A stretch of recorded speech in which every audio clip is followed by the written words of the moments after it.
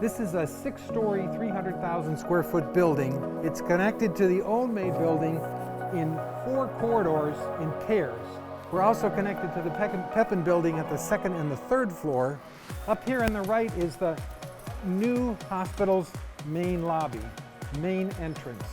Lots of light behind you to bring in light, plants, nature as much as possible to create the healing environment. Big wide stairs, people can walk up and down from the 1st to the 2nd floor waiting area. 4th floor patient unit, OR on 3, recovery on 2, and then a little bit more of the 1st floor. This is a 36-bed progressive care unit. You can look out this window and kind of see the relationship to where we are to the rest of the main. One of the tools that we want to add is to try to improve information at the bedside, make it easy for people to take care of patients.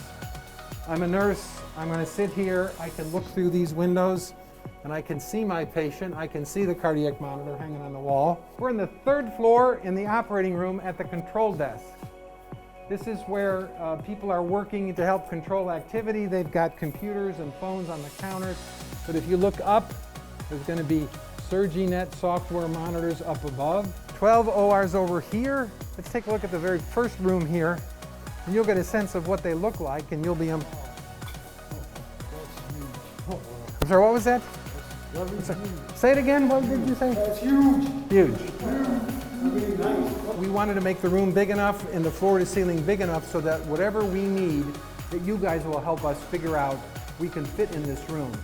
You can look up and see a lot of monitors.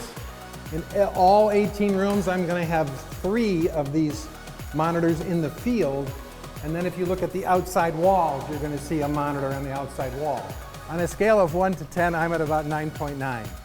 I have a little set of cubes outside my door that says that we are opening this building on October 12th at 5 o'clock. The time is ticking.